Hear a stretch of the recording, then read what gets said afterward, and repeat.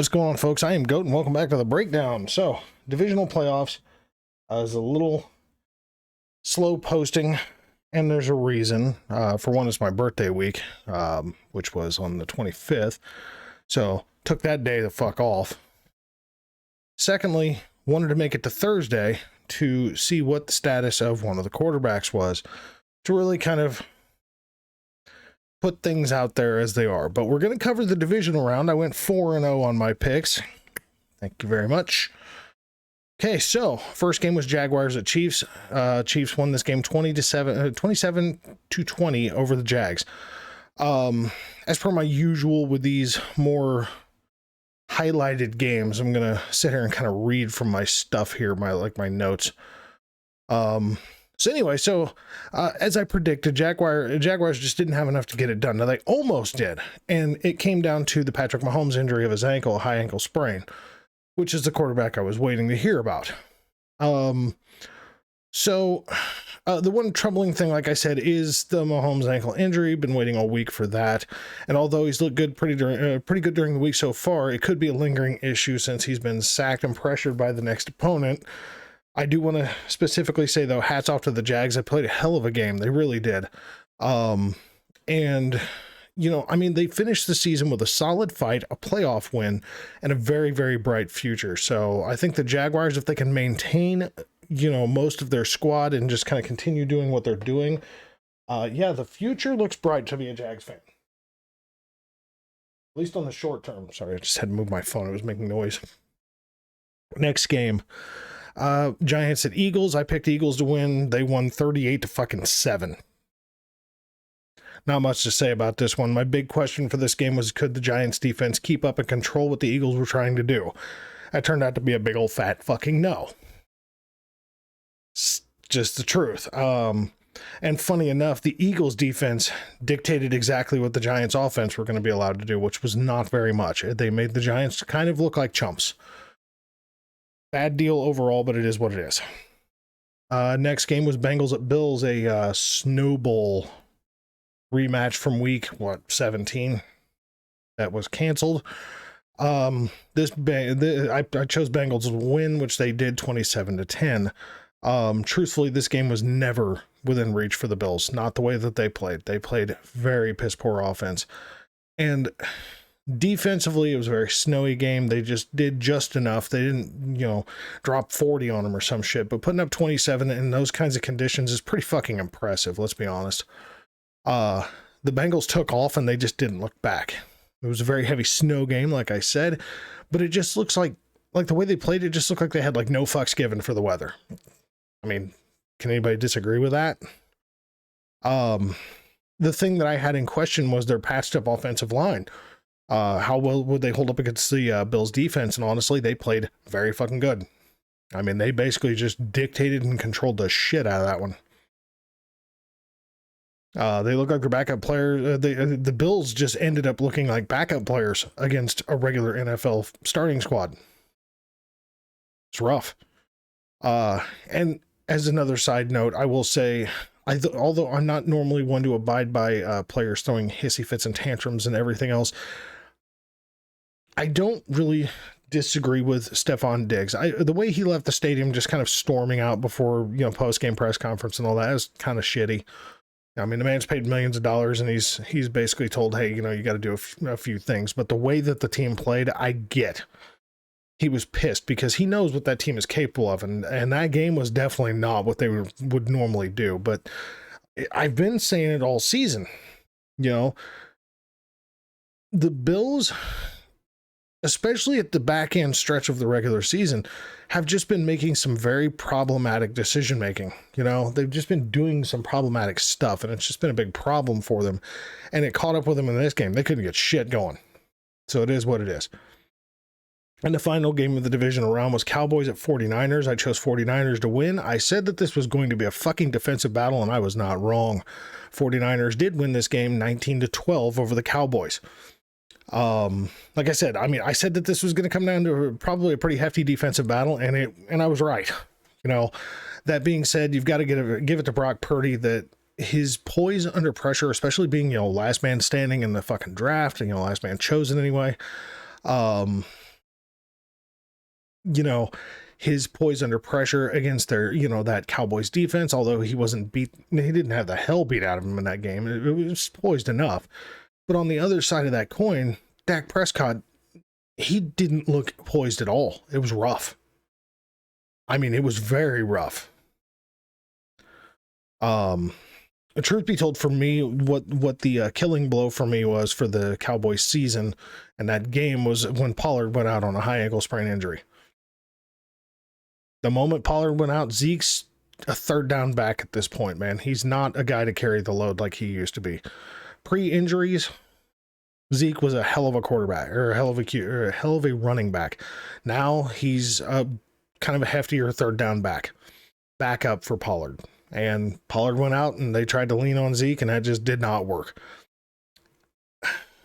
The thing of it is that for the offseason, I think the Cowboys have really got to sort out how the last few seasons have gone, because right now there is no continuity to their play and their ability to finish big pressure games. I don't even think that's a disputable point at this point. They are just rough when it comes to high pressure situations.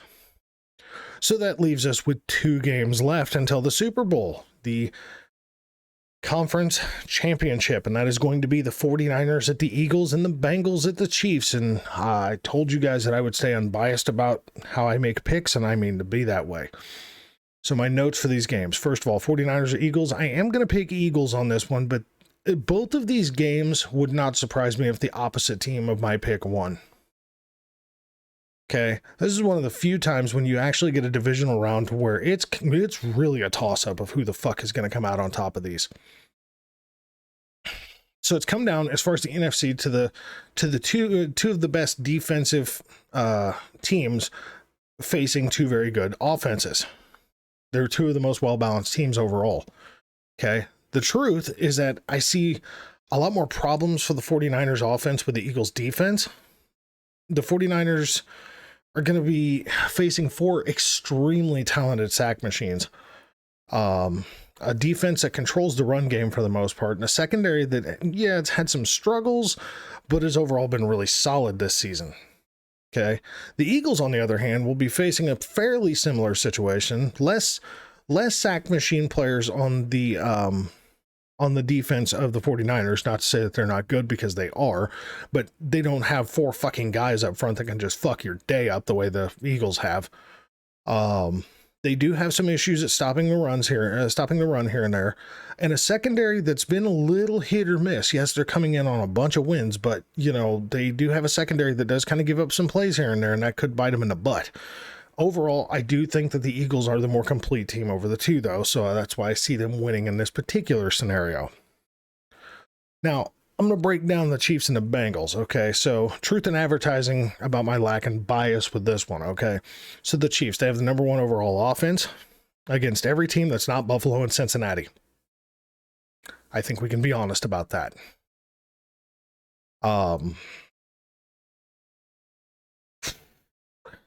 The Chiefs have the ability of spreading the ball around with multiple receivers, running backs, and they actually have a decent running game this year. Not amazing, but decent.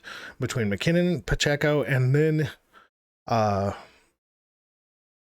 CEH, if he's playing, and then even Ronald Jones, if they pull him in. They've got 4 very capable running backs. The top 2 are obviously Pacheco and McKinnon. And McKinnon's a absolute threat, either running the ball or fucking receiving. So he's just this wild card of a player. And on the defensive side of the ball, they have been playing very well, except for the massive issue of that bend knock break mentality against, big time receivers, which has kind of bitten them in the ass a few times this season. That's why a lot of games have been close, because teams know that they can kind of throw the ball on them. Now, the Bengals, they have a trio of fucking very talented receivers, an extremely productive tight end, and a solid running back. And that's on top of having Joe Burrow. So even having 3 of their starting offensive linemen out, this unit has held very strong. The unit held very strong against a very talented Buffalo Bills team. Okay. The defense, flip side of their coin, is solid as well. They got a great D-line, although struggling a bit with stopping the run again. They're very good against tight ends. They're pretty good about shutting down receivers. So, I mean, they've got a great linebacking core. They've got a secondary that's finally living up to the paydays that they've thrown out there. Overall, the Bengals have the most important stat that's going to be in the heads of the Chiefs, and that's the fact that they've beaten them in 3 consecutive fucking games. So if the Bengals can get pressure on Mahomes, as they have in the last 3 games, there's a big risk to re-aggravating Mahomes' ankle, which does look decent, by the way. I've been watching video of that. No limp, no gimpiness, seems to be moving around pretty fucking well. I mean, it's a testament to him really wanting to be, a rock star in the case of, getting his ass back out on the field as close to 100% as possible. But if the O-line for the Chiefs breaks down whatsoever and the Bengals do get pressure on Mahomes and they re-aggravate that ankle, this shit could get really topsy-turvy for the Chiefs really quick, okay? So what's truly going to be the biggest difference maker is going to come down to the Chiefs' defense, okay? They've got to pressure Burrow heavily, and they've got to play their game.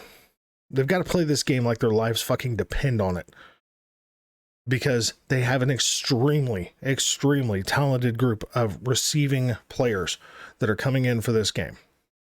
I mean, they've beaten the Chiefs soundly 3 times in a row. Close games, but they've beaten them 3 times in a row. And it typically comes down to whoever the fuck's got the ball last. So, my pick for this game, the Bengals. Sacrilege. I know, sacrilege.